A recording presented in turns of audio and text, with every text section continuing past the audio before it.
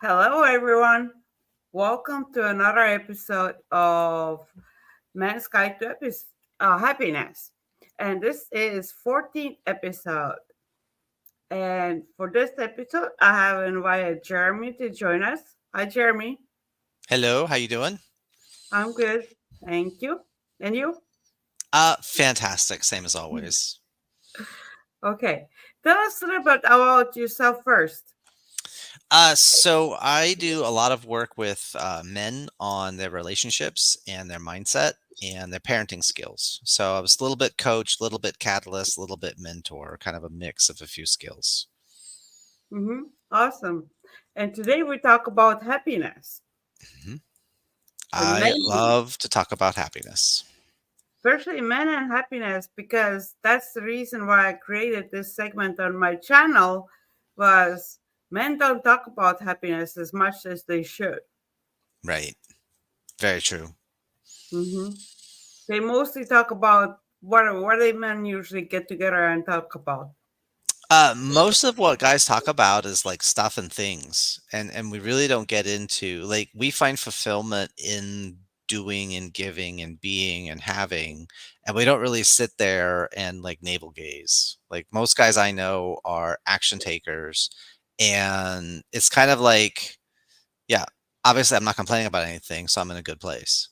But we don't like, oh, hey, dude, I'm really happy today, man. How you doing? Like, like that's not a typical conversation for most guys, and it also kind of depends on age a little bit as well. But that would be great actually if like they will say like, oh, if they actually had that feeling and it's like, I actually feeling happy today. How are you? Yeah, for most guys, it's we have the list of things we have to get done today, and that's really what's in front of us, and our emotions don't really play into it except when things go sideways, plans go sideways, and then generally, frustration, anger, vent, back on Hmm. task, because we got to get the thing done. It doesn't matter how I feel. Like I got to get the thing done, right? I got to chop this tree down. Well, do I really feel fulfilled and happy about chopping this tree? I don't have time for that, dude, because I got to get the tree done, because then I got to get the truck back, and I'm renting this truck, and I got to get this over here. Like there's this whole laundry list of all this stuff that's got to get done. My feelings don't factor into that in the slightest, because I got to go get stuff done. Hmm. But Yeah. can they?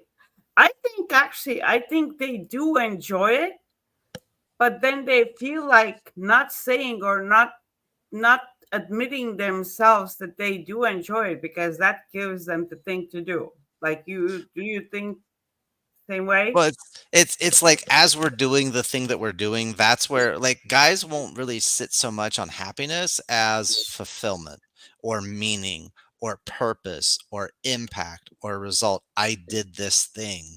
I accomplished this. I produced this. I made this. Like at our core, masculine is about biologically it's about procreation, protection, and providing. And that procreation, if it's not appropriate for that sort of behavior, then we're going to go to that creative instinct. We want to like, I see a thing and I have a better way, I have my stamp that I want to put on it, and I'm going to like, oh, it could be this way, and I'm going to cultivate it or grow it or shape it or form it in some way. And by that act of creation, I'm leaving a little bit of myself in the thing that I'm doing. And so for a lot of guys, it's less about being happy so much as it is about being fulfilled and purposeful and valuable and intentional. And it's like we only have so much in the way of resources, like energetically. So like, Hmm. we're going to do a thing. That's why like men get bored, and feminine doesn't really get bored. There's always more to do. There's always something. Hmm. And masculine is like, run through 200 channels and shut it off, and there's nothing to watch. What he's really saying is, for my intention and power and ability, nothing that I've seen is worthy of me. It's not worthy of my gift for that challenge, so I'm bored. Hmm. Yeah, it's a really interesting place to be once you start to see that pattern. You realize, oh, so you just need a worthy challenge, and then what do you got? Hmm. Because that's where like guys are like, let's compete, let's challenge, let's struggle, let's conflict. Like all of that stuff is kind of exciting because it's like, ooh, I could become better, I could become more, I could. And that's where we find that happiness and that fulfillment is in the moment of doing the thing. That's what enlivens us the most. Um, when we take our wives, take our kids to a place and they are happy and they have fun, then we're happy because it's like, yeah, I did that. I scored points. I did good. Mm-hmm. And then when we take them to a meal and we pay for the meal and they complain about it the whole time, it's like, oh, really? Oh man. I didn't want to bring you here and you know, you didn't like this and this wasn't good enough and this was and the complaints, like it hurts us. Like we take that personal because like I did this, I provided this for you and it wasn't good enough. Oh, that's a failing of me, not the thing. It's very easy to put ourselves into it. Mm-hmm.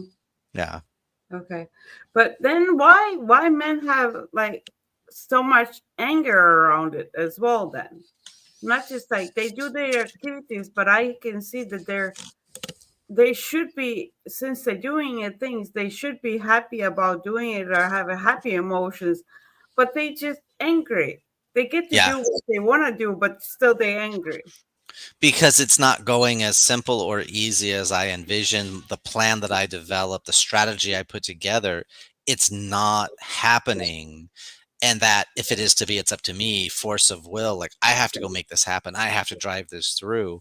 I can't rely on anyone else. I can't trust anyone else. It's just better if I just did it myself. Get out of my way. And I'm more capable and I'm more confident. I'm bigger and I'm stronger. And so all of a sudden we're driving this energy, and that gets perceived necessarily as anger, but it might not be anger. It might just be frustration or irritation, but we're very loud about it while we're there. But no, we're not upset. Like two guys will be yelling about stuff. Neither one's upset or angry. We're just yelling because we're yelling and we know that. But then for women and kids, it's like, why are you so mad? Why are you threatening? I'm not safe. I feel scared. And it's like, of what? You guys are fine. It's these stupid ass pipes, right? Get me the Yeah, get me but like the drill why? bit. Still for me, gets to their questions. Then why? Like, can they calm themselves down a little bit? Sometimes, yeah, we know what to do, but sometimes, like, if I could just, like, if you've ever had, like, your hand, like, you're fixing the plumbing in the house, and you've got to get the thing, and you got to get the threading, and you know what to do, but you're a little bit tired, the light's not quite right, and you got water dripping in your face, and if you could just turn the little thing a little bit, just a little, I just got to do the, and to extricate myself and to calm myself down and Mm-hmm. woo-saw and find my blitz, F that. Just give me a second. Just hold on a second. Just a little time. Just wait. And it's because it's millimeters. And it's like, Mm-hmm. and you're right. If we just took a deep breath and like, oh, okay, I got this. I can do this. Let me back it up. Let me do what I know. But we have to realize we're caught up in the emotion of the moment, which, Mm-hmm. we're in the thick of it. F it. I'm just going to get it done. Force it. If it doesn't fit, force it. If it breaks, it needed replacing anyway. Let's go. Well, I do calm myself down because I'm a single mom, so I have to do all those things. Right. I know that frustration, but I do calm myself down because I don't like that feeling of anger and all this. I just, as a woman or something, as a person, maybe it's more about being a person, personality wise. Hmm. I don't Hmm. like that angry feeling. So when the screw doesn't go exactly the way it has to go, and I put together some things. I put together my daughter's like full desk, like writing Hmm. desk with drawers and doors and door Nice. hinges and everything like this, and I know how it is. When, especially if you put something wrong together and then you have to take it apart and put it Yup. back in the proper way. Yep. So, Yeah, and see that's a waste of resources. And so then we get mad. It's like if a guy asks you or a masculine person, they ask you, "Hey, do you need help with that?" And then you say no. And then you actually do need help and we have to come and rescue you. You're going to get a lecture, right? And that's part of a masculine ritual. It's unconscious, but it's because you wasted my time. I offered the help, you said no, then you overestimated your capability. Now I have to come and rescue you from the mistakes you made because I asked you. I asked you if you needed help. You didn't take the help I offered. So now we're wasting time on this. So I'm going to lecture you so that we don't do this again and you learn your lesson. Right. And but it's why? not because masculine only has so much resources. We have to recharge. Like testosterone has to be rebuilt. It's expended in our nervous system and our hormone system. And once we burn through all of our testosterone, we have to pause and recover and rest to rejuvenate. So we literally have limited bandwidth to do stuff with. Estrogen, oxytocin, runs a different system. And for feminine lives in the oxytocin. Well, if you do lots of little tiny hand thingies, that's one way to rebuild oxytocin. It's a way to build back up that feminine energy. So you could just do this all day long and you don't have to stop and rest and recover. Masculine's big, huge effort, then recover. And so because of that, we have this unconscious filter. Don't waste my time. Don't waste my resources. I only have so much. Mm-hmm. Right? We don't offer to do stuff just to be nice. We offer because we've done the mental emotional math. This is worth it to me to take this action. Therefore, I will take this action. I will offer this. My wife will offer to do stuff, and I'll be like, do you really mean it? Or are you just saying that to be nice? And I'm supposed to say no. And she'll kind of look at me. She'll kind of smile. And I'm like, babe, I got it. It's fine. Thank you. And Mm-hmm. sometimes she's genuinely offering to divide and conquer. It's a pattern we use in our relationship where you take this half, I'll take that half. We'll go crush this. We'll meet back in the middle. But sometimes when she's offering because she's being nice, and I'm supposed to Mm-hmm. know to say no to that so that she's off the hook because she really doesn't want to do the thing that she's asking. Okay. Masculine people don't ask to be nice unless we're in our feminine and we're people pleasing. But if we're like, hey, do you need help with that? I'm genuinely offering to give you the help. And it makes me happy when you accept my help because like I have worth and value and utility and I have purpose. Yes. Like that's what we're wired for. Put me to work, put me on a task, direct me, guide me. I want to win. I want to score points. That's Mm-hmm. that masculine signature, right? You as a single mom, in your core, you may be feminine, but you have to operate in your masculine to get stuff done at times. And when Mm-hmm. you live in your masculine a lot, it's fatiguing because it's a stretch of your natural energy state. You need that. I got to transition. I got to shut down. I got to go in the cave. I got to just leave me alone. Don't talk to me.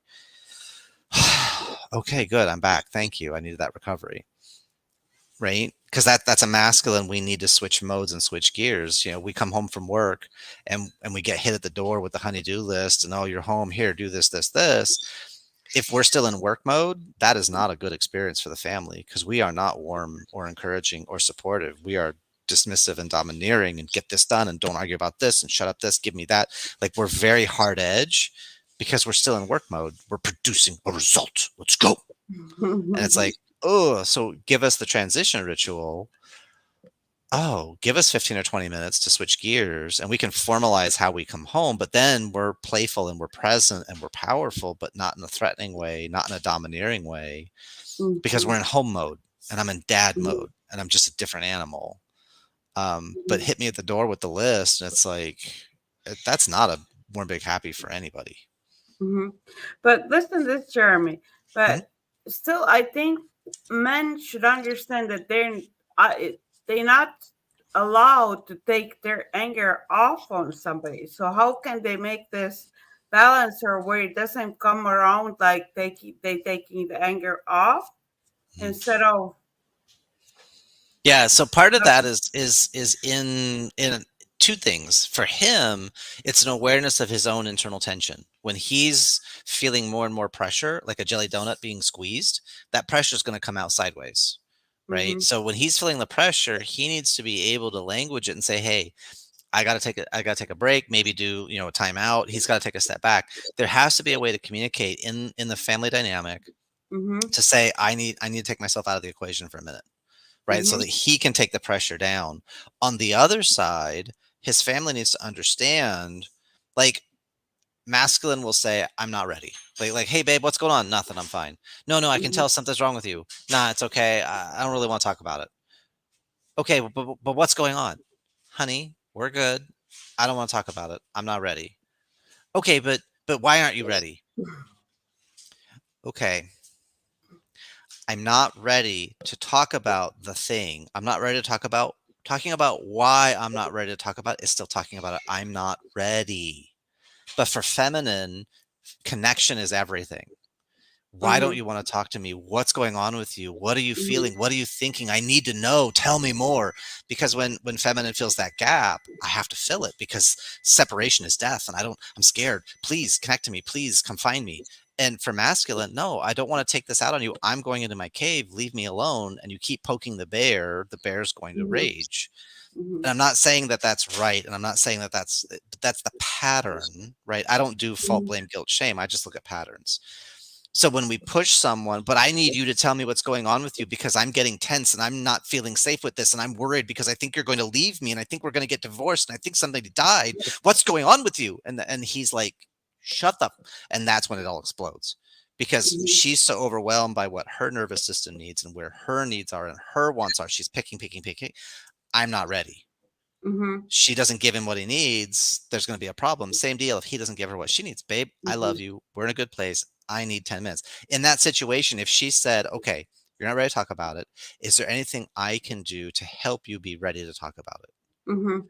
Because now she's hearing him, she's acknowledging his boundary. She's not pushing the boundary itself. She's just saying, is there anything I can do to help you? And he said, give me an hour, give me a beer, give me 20 minutes. Just let me go do this. I'll set a timer. Like whatever he needs, trust him. And then on his part, if he's smart, do the thing and then come back and talk.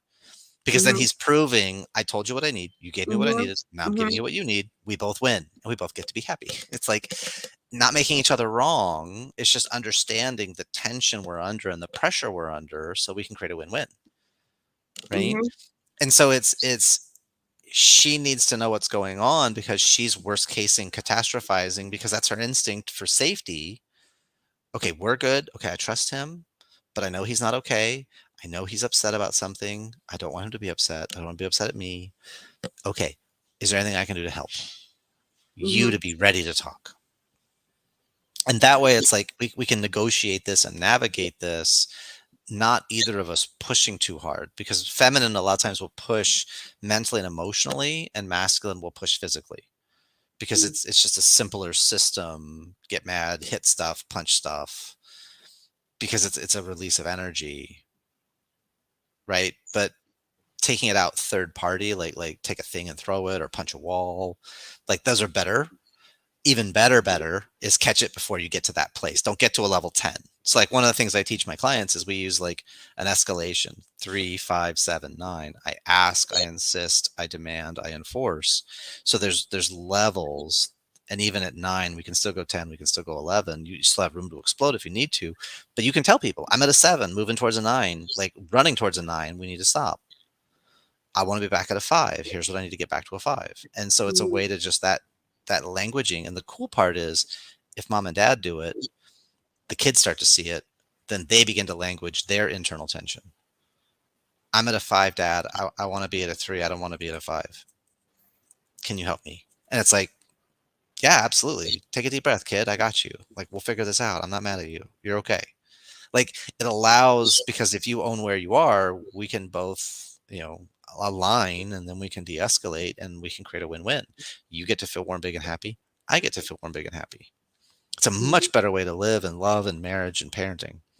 Mhm. I agree with that, but especially for the viewers, what they have to pay attention is to make sure that if you say it's going to be 10 minutes or 15 minutes, then you actually follow up. The problem is if they don't follow up, that's where the trust gets lost. Exactly. It's like guys set a timer and if you need 15 then say 15. If you need 30 then say 30. Don't say 15 when you mean 30. I know I need 30 minutes but I'm going to give 15 cuz I don't want her to be mad. No, you got it, dude. If you need 30 minutes, you need 30 minutes. Own that. Hmm. Right? But it Yeah. goes both ways because there's times when my wife has had the kids and she's like, I need 20 minutes. I'll Hmm. give her 30. Exactly. I'll pad extra because I know she's probably thinking, well, just 20 will be fine. 20 is the bare minimum to get her back in. And it's like, now let's get some more time in there. So I'll give her like 30 to 40 minutes because it's okay. Hmm. Right? Yeah. Because we're looking out for each other. If mom is filled to overflowing, Hmm. it's a much better experience than when she's on fumes. Yeah. Right? I'm Hmm. better on overflowing versus on fumes. So like we key off each other. There's times I'll tell her, babe, I gotta go shut off for 10 minutes. And Hmm. she's like, really? I'm like, yes. But she knows she gets a better Jeremy if I shut off for 10 minutes, but I set a timer and then Hmm. I get my butt up. Yeah. Because it's not fair to say 10 when I mean 20. And then, yeah. Hmm. And I think same thing with the kids as well. Kids needs that 10 minutes as well. When Yeah. the kid says like, I don't want to talk about it right now, then same way you say like, well, let's set some kind of time when we're gonna talk about it, and you get your 10 minutes or 30 minutes, whatever you need to do your thing and calm down or think about Mhm. what it is. Exactly. That's see Mm-hmm. that's kind of the existential happiness of like I feel like even though I know there's tension and stress in our relationship at this moment, um, there's an underlying love because we've put these deposits into each other's emotional bank accounts. So that's like there's a certain type of happiness that you get that's just like it's not like skippy dippy jumping up and down happiness, but it's the life is still worth living and I still want to play in this game because I know I am loved and I know I am valued because I have all these references to it. And that I think is missing for a lot of people because our world right now seems to be so much in crisis mode, and it's just, what is the broken thing or what is the most broken thing that's at the forefront that we can deal with right this second, and we forget like the long-term deeper stuff. Like every night when I put my daughter to bed, hey kid, I love you and I'm so happy that you're here and I'm so happy that you're mine. I mean, because we had when she showed up 14 weeks early, and we had 2 moments where she might not have made it out of the NICU, Mm-hmm. and then she came home on oxygen for 8 months. And so Autumn and I made an agreement with each other. We don't know how much time we have with her forward, but we know how much time we have from birth. And so we will appreciate all the moments that we know we have. We're not guaranteed she's 9. We're not guaranteed she's going to be 19 or 29 or 39. So let's make sure every day we take a moment to appreciate who she is now. And because we're in that with her, we do that with each other. Mm-hmm. And it's just there's a lot of gratitude in our relationship, which makes us both feel happy because it's nice to have someone acknowledge you and say, hey, that really meant a lot to me, that was really cool, thank you. And we don't put expectations on each other, we don't put entitlement to each other. Mm-hmm. Right, I don't expect my kids to listen, so then it's easier for me to get them to listen. Mm-hmm. Right, because it's Yeah. like, oh, I need to change what I'm doing a little bit. And so there's some games we can play that just the tension can come out and we can all just speak our mind. We can all speak where we're at, what are we feeling, and we know the people in our lives are going to care and do something with it. Mm-hmm. Yeah. So that's the thing. So, what is your advice for that couples to get the happiness together? Because I think that's kind of what you're teaching, how to have both of them Mhm. happy. Yeah. Yeah. So why did you get together? Like what made the two of you fall in love in the first place? What made you decide we're going to become a couple? What was it that they did that was new or interesting or unique or special? And bring that to the forefront of your heart and mind and appreciate that. Notice that. Because basically the three poisons in relationships in sequence are expectation, obligation, entitlement, right? Mm-hmm. When we first get together, I'm doing all this stuff because I love her and she's amazing and I just don't want her to have to waste her time on this, that, and the other. Well, if I do certain things all the time, that can very easily become an expectation. Well, you Yes. you, you always do Mm-hmm. the dishes. We always do the cooking. You always do the XYZ, right? On either side. But Mm-hmm. once we start expecting someone to do it and then they don't, we get mad because like, well, but that's your job. Wait a minute. When did I sign up for that? When did I volunteer for that? That was never. And that's where we start to get into the obligation because, well, you're supposed to. And you'll hear supposed tos and shoulds. That's people telling you their rules. But that's where we start getting into conflict because, well, but you've always done that. I thought that's just who you were and what you like to do. So, no, I'm doing that because I love you. And this is not something I like to do, but I do it because I love our family. But when we're taken for granted, that's when resentment starts to build. Mm-hmm. And that opens the door. Once we're in that place of resentment and expectation, that's what opens the door to that entitlement. Like you owe me because I'm going to do all this stuff for you. Now you owe me recompense, right? I took you on this vacation, so now you owe me a clean house for the next 2 months. Hmm. And when we get into expectations on each other, like that's it, we're done. Because now we're deciding and dictating the rules, roles, rights, responsibilities on the other person without their consent. Okay, that's a really good notice. Yes, Yeah. See, because it's not like. like the dishwasher. My wife doesn't care how it gets loaded. Her goal is clean dishes. Mm-hmm. However I load it, she loads it, the kids load it. Don't care. We pull it out. We got clean dishes. Happy as a clam. So much more important things in life. But for some people, it has to be loaded the exact certain way, and it has to be so much, and this, that is very particular. Okay, that's not a hill either of us want to die on. We don't care. Mm-hmm. Right? I do the laundry. I separate it into like colors and darks and workouts and whites, and I separate it out and whatever. And she's like, okay, sounds like you're the king of laundry. I said, okay, sounds like I am, because it Mm-hmm. matters to me more than it does to her. I'll take ownership. With the Mm-hmm. caveat, if I'm out of town, she's doing the laundry, however she's going to do the laundry because I'm not there. Mm-hmm. Okay, but then if it smells weird, or if it's not whatever, you don't get to complain about it because you didn't follow my process, you did yours. She's like, okay, serves me right. I'm like, all right, high five. Mm-hmm. Right? Because we can appreciate each other. She was an independent woman with a kid when I met her. I was a business owner and I was an independent person. I've been living on my own for a very long time. We're both fully capable and functioning adults. Mm-hmm. We don't need either one of us to wipe each other's butts. So we appreciate when somebody does something. I appreciate when she makes dinner. She appreciates when I make dinner, Mm-hmm. right? Yeah. That it changes everything. When you look at this person and go, "Damn, you're really cool." And we're not in competition. Like, I don't want to compete with you. I want to build Mm-hmm. you up, because the more I make her powerful, the more she's going to show up for me in the family. The more she Mm-hmm. makes me powerful, the more I'm going to show up for her in the family. Mm-hmm. Win-win. Like who loses in this game? And the kids get to see this and go, well, that's a healthy relationship. They both want to be filling each other up, and they make sure their own cup is full too. It's a both and. Mm-hmm. Yeah, Yeah. that's how you get couples to really, because there's like I said, no fault, no blame, no guilt, no shame, just patterns. I worked with a couple, and she is a program manager and he's an architect. And Mm-hmm. he would come to her with these ideas, and he builds these big grandiose things in his mind, and we're going to do this vacation, or we're going to do this thing, and he's got all this stuff. And then she hears him, and then she starts changing his thing, and he gets resentful, Okay. right? Because I'm always wrong. No, dude, she agreed with you. No, she didn't. Why did she take what you said and started laying out the sequencing for implementation? Because she thinks it's a bad idea or a good idea? I don't know.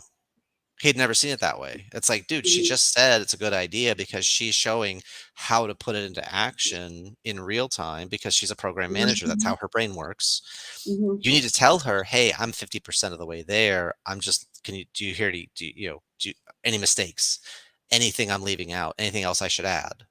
Like, you got to tell her how far you are in your process, so that she doesn't just take the ball and run, because she thinks, because her world, you're at this level and you tell me, and then I take it to the next level. And if you're not ready for that conversation, tell her. And he's like, oh. And they had been to 4 different marriage counselors, and they'd been in marriage counseling for 11 years. But nobody had ever laid out kind of the communication between the two of them, and what are you Mm-hmm. saying, and what are you meaning, and what are you understanding? These are all different Mm-hmm. places. So let's just clarify that stuff. It's not complicated. Once you see it, once you see the pattern, you're like, oh, I got this. I can fix this. Mm-hmm. Yeah. Yeah. You have to understand the communication so much better, because when you don't, I always go by that. If you don't say what you want, you can't expect to get it. You know, the Yeah. people who still think women, especially women, they still think that men can read their mind. No. And I say, like, nobody can read your mind. No. Like, you Yeah. have to tell them exactly what you want. Yeah. Yeah. Yeah. Well, even don't run versus walk. Because if you say don't run and you have a kid start sprinting, it's like, what are you doing? I said don't run. I'm not running. I'm sprinting. Because you said don't run. There's Mhm, lots of things that equal don't run: cartwheels, stopping, mhm, walking backwards, moonwalk, breakdancing. mhm, Right? There's all these mhm, different things. So how many don't XYZs can you say that are equal to mhm, walk, please? Walk with self-control, walk with your hands in your pockets, walk silently, walk carefully. Like, just say what you want, mhm. right? Yeah, that makes relationships so much easier if you just tell them what exactly what you want. Yeah, yeah. And clarify if you don't understand. Well, I heard you say this, and I'm taking that Mhm. to mean something else. Was I accurate, or did I miss something? Like, just feed it Mhm. back before you jump to conclusions. Like, just feed it back and like, let me clarify this real quick. Yeah, there's so many conclusions that we make based on whatever our own expectations are. I liked how you said previously how let's say somebody in a couple does something and then they expect that other person does something without their agreement of saying that, yeah, I agree that I'm going to do this after you do this. Right. Yeah, So if yeah. there hasn't been agreement, you don't have that. You can't have that expectation of that person doing it. Right. Excuse me, when did I sign up for this? Mm-hmm. I don't remember that. Like, oh, you're right. Let's put that down on paper. Okay, here's the things that need to get done. How Mm-hmm. do we want to divvy this up? Is this a you thing? Is this a me thing? Is this a we thing? Is this a kid thing? And Mm-hmm. it's a thing you revisit because as your kids get older, they should have more capability and competence. They could do more stuff, Mm-hmm. right? But it's just it's this constant sonar ping of just where are we at? Where do we want to be? And make adjustments as you go. Like, it's all feedback. Rather Mm-hmm. than take it personal and like, oh, I failed you and I'm a horrible person. No, that's your wound speaking. Get your wounds cleaned up. Right. Anytime people get locked in fault blame, that's a problem. Fault and blame. When they're caught up in guilt and shame, that's almost always an existential wound. It's something unresolved from the past, and they're reacting to that past thing in the present moment. And it's like that needs to be cleaned up so that we're not reacting to the I'm not that person. I didn't do those things. Mm-hmm. Right. And you are worthy. Um, I had a client that struggled with a lot of self-worth and deserves. And I was like, well, hold on. You can appreciate a lot of stuff in your life because here's the deal. You never have to deserve a gift. You just have to accept it. If you Mm. deserve a gift, it's not a gift, it's payment for services rendered. Mm-hmm. That's a whole different animal. So once you say thank you and accept the gift, then what you choose to do with it after you've accepted it is your business because it's your gift. You can give it Mm-hmm. away because it's just say thank you. Don't Mm-hmm. refuse it. Don't argue about it. I don't deserve this. This is too much. No, you just say, "Hey, thanks. This is amazing. You're so Mm-hmm. considerate. You're so thoughtful. I appreciate this." Mm-hmm. And then I after they believe the leave, same thing. Mm-hmm. yeah. And then after they leave, do whatever you want with it. Cheers. Mm-hmm. No guilt. Because I see the same thing. I see some people saying no to somebody offers them something really great and they say no, and I'm just thinking like, what's wrong with you?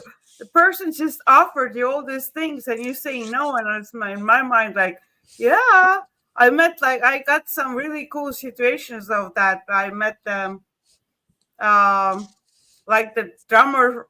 One thing that comes to my mind, I met the drummer from the Who. I don't even know what the band is, but Hmm. I know that they had some kind of they were painters as well or artists, and they had a show going on in some one of the buildings, and I was just talking with the valet in front of the building, and next thing he's saying like, well, we have this show inside from the drummer from the Who, and I was like, I don't know who is, but Hmm. I'll go and watch it. And we went in, and we got he was actually there in that moment, and we shake hands and talked a little bit and everything like this.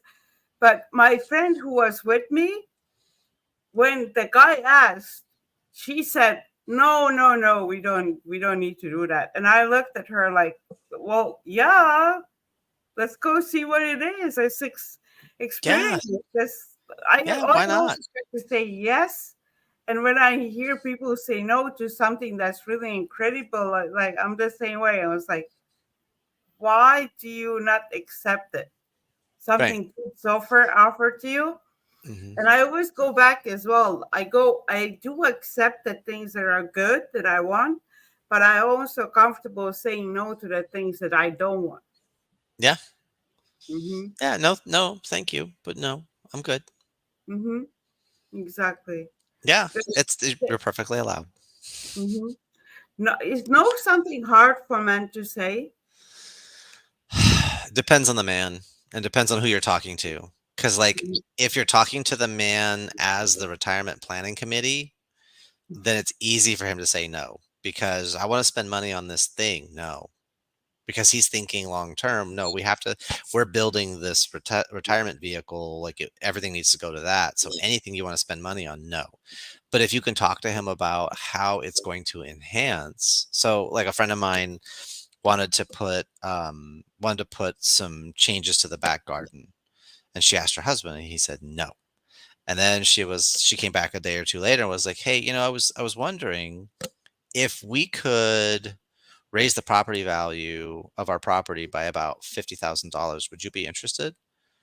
Well, yeah. What do you got to do? How much is it going to cost me? Well, it would be about $10,000, and then it would raise the value. Well, how does that work? Well, I was looking, and now she goes into the plan for the backyard and like a fountain and this, that, and the other. But looking at these other three houses in our area, they would raise the property value. He said yes, because she talked to him in the channel. She talked to the retirement committee, raising the property value of the house. That's a win. Retirement Mm-hmm. committee approves. Yes. Right. And so it's sometimes our partners will veto stuff because we're talking to the wrong part of them. And men will veto everything because our initial instinct, if procreate, protect, provide. So when you say there's this amazing opportunity that I would love to experience and it will enhance my life, it'll make me feel so, and I'll be so loving and so appreciative and so dot dot dot. His instinct is no, because he's going to protect before he's going to provide.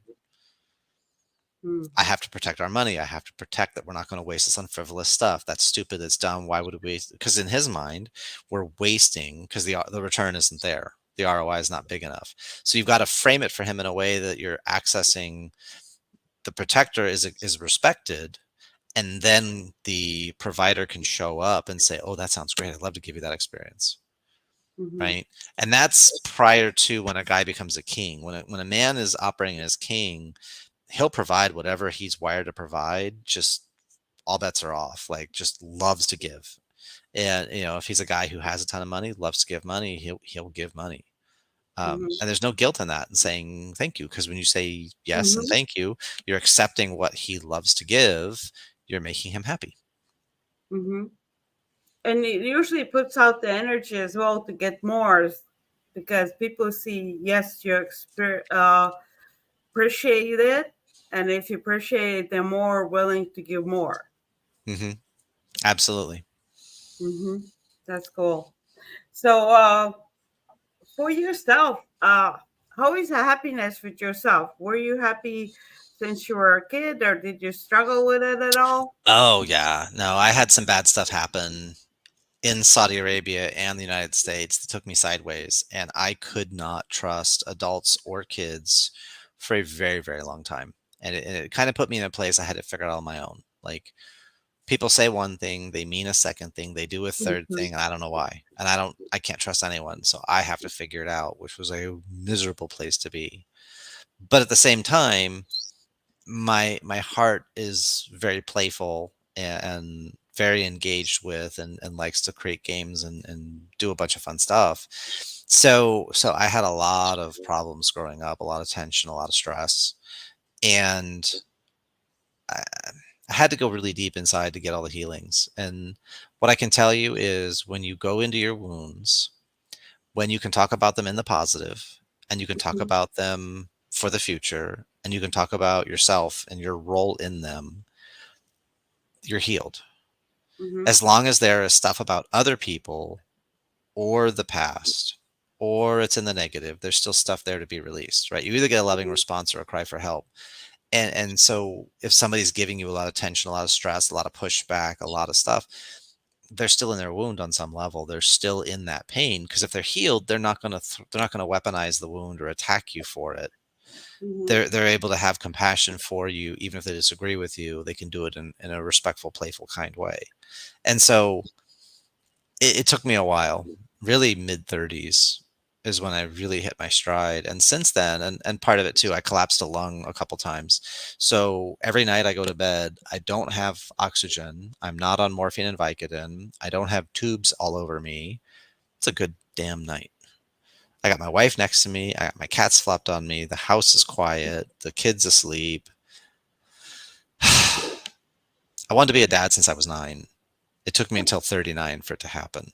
Mm-hmm. I love being a dad, and I love my daughter, and I love my wife. I was always husband material. I was never boyfriend material. Like I Mm-hmm. struggled in dating because I relationshiped and I'm committed and let's go and unconditional. And that led to a lot of, a lot of takers and a lot of people that were wounded. And so now there's just so much gratitude and so much like playfulness and appreciation.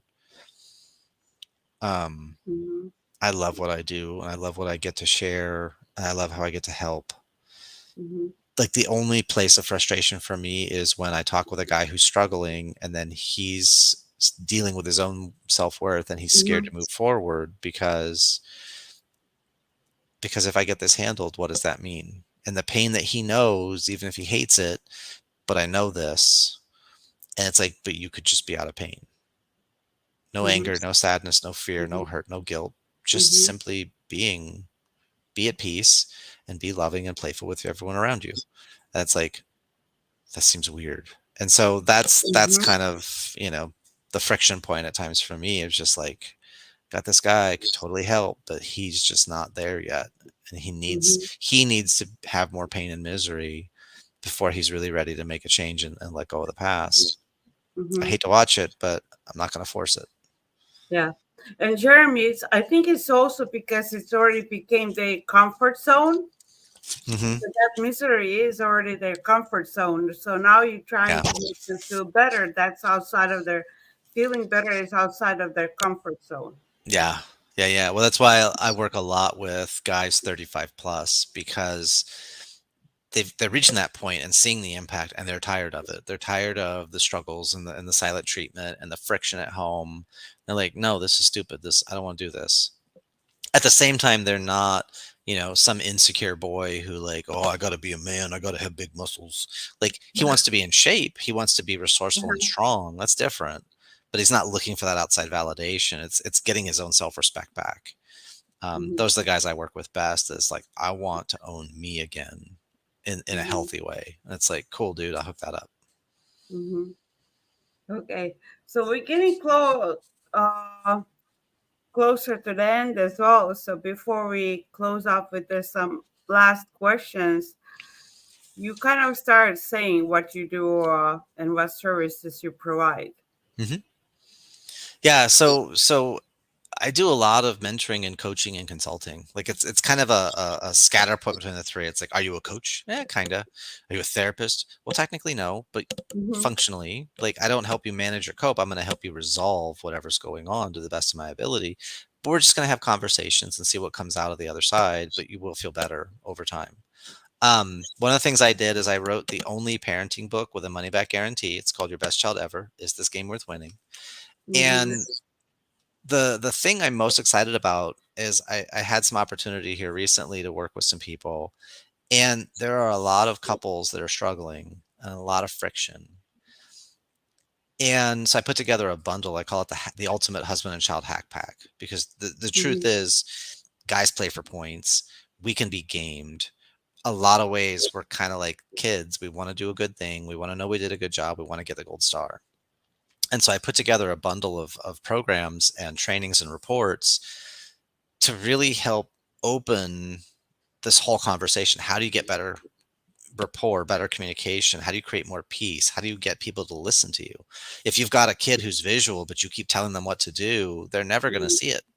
They mm-hmm, have to see it. Like no amount of let me tell you about this, right? They have to see the thing, or maybe they have to feel the thing or do the thing. So it's like understand the channels, but as a hypnotherapist, as part of my training, like here's how we create our models of the world. Here's how you can align with what's going on with someone. On the other side, here's how to have more sex and have more just joy and playfulness in your relationship, because mm-hmm, those are the two things that people struggle with is communication and intimacy. Cool. So I mm-hmm. got those hooked up. You get a copy of my book, digital, immediately available, as well as a signed paperback copy. There's also some reports, 6 positions of relationship. How do you define what is a healthy, thriving relationship? What does it look like? And how do you get there? And how do we lose that so that we can recover it? And my favorite is there's a piece called the 5 to Thrive. And it's really getting clear on what you need and want to really make you be your best. Because if you have that and your partner has that and you share those, and I teach a technique called spotlighting, it's how to get to the level beneath When you say you want something, what's really beneath that? Have Mm-hmm. a way to pull that out from people, even as young as 4 or 5 years old. And then when you understand what they're really going after, you could help them get there faster. And then finally, the last piece is how to hack your husband. And it's here's the top 10 challenges that wives have with husbands. Here's the problems. Here's the complaints. He's not showing up. He's not participating. He's argumentative. It's like that. I went through the top 10. Here's how you hack that. Right. The only caveat is, do you want to get results? Because if you want to Mm-hmm. be right, then don't do any of this stuff. Just keep doing what Mm-hmm. you're doing. You're doing fine. But if you want to get results, then you go through the material and then you do the things. And it's like, oh, I have an easy button with my husband. Mm-hmm. Right. And so I laid out like it's a matrix that works together. And because a lot of it is stuff people haven't heard before, there's also 3 one-on-one phone calls with me to tweak the information and dial it in at a Mm-hmm. higher level so that we can customize it to exactly what's going on in their situation. And I keep really good notes. I record the sessions. They get a copy of it as well, so they can go back and listen to it. And it's really your best child ever is this game worth winning. We're all playing games. We're all energy addicts. It's just, are we playing positive, win-win, warm, big, happy, or are we playing negative, small, sad, cold, lose, win, Mm-hmm. lose, or win, lose? Because I don't deserve to be happy, so I'm going to create my misery. We got to heal that. And then I deserve to be happy, but the person I'm with doesn't know how to win with me. Okay, we got to clean that up. And I'm not here to make any of that wrong. You're doing something that's producing a result. Do you like it? No. Oh, okay. Well, let's change. But how? Well, I have some information for you. I have a matrix, right? And within 3 to 4 hours, that's how long it takes to go through everything. But 3 to 4 hours, you'll upgrade Mm-hmm. everything. Yeah. So that's the ultimate husband and child hack pack. I'm really really excited about it because it's super cool. I also have small group coaching and one-on-one coaching as well, primarily men or couples. Mm-hmm. And for the viewers, all the links are in the description as well. So look it up. Yep. Look up all the links and contact with Jeremy. You'll get the great help. So before we're gonna close up, I always ask all the guests two questions. First, what is happiness just for you, for Jeremy? What is happiness for Jeremy? For me, happiness is a decision, not a destination. Because at any moment, I can ask myself, what could I be happy about right now? And the answer will come, and I get to be Mhm. happy. Even when things are going sideways, even when things are stressful. But what could I be happy about? Well, I'm not in the hospital with a tube shoved in my side. That's freaking amazing. So I can start there. So it's a decision, not a destination. It's not once I do XYZ, then I'll be happy. Eh, I'd Mhm. rather I'd rather be happily achieving versus achieving to be happy. Mhm. I like how you put like just find something that where you're happy about right now. Hmm. That was cool as well. So, and other one is name some really simple daily activity or thing that makes you feel happy in that moment as well. Like you said, like where you can just find happiness right now. Hmm. So dinner with my family and we play Magic Moments or Two Stars and a Wish. Magic Moments is just what was magical today. What was the coolest thing that happened today? Two Stars and Hmm. a Wish are what are two cool things, and then what's one thing you want to have or wish to have happen in the future. So being able to just sit and listen to what's going well for them, it's a really cool experience. Being able, having collapsed a lung twice, anytime I take a deep breath, I feel grateful and I feel happy because I can take a deep breath. I Hmm. had a situation where lungs collapsing, I'm coughing all the time. It feels like I'm breathing through a wet sock. So any deep breath, I'm there. So for everyone listening and watching, find something that you can control, that you can do that connects you to places that make you happy. Happiness is within your power. It's nothing anybody else can give you. They can help you get there, but they can't make you happy. They have to do something that aligns with your rules about happiness. So if you could create more or rules, if this happens, or this happens, or this happens, I get to feel happy, you'll feel happier more. Most people have and rules. This has to happen, and that has to happen, and over there has to happen. Then I get to feel happy. So if you can have more or rules, you will get to those good things faster. Hmm. Okay, really good. I'm gonna actually end up on the exactly what you were saying right now. And for everybody watching, what I want you to focus on, don't just take it as acknowledge. Apply it in your life, every little thing. Just having the knowledge is not gonna change your life. Only taking action change your life. So thank you everybody for watching, and thank you Jeremy for all the good information. Thank you, and watch all the other episodes as well, please. Thank you. See ya.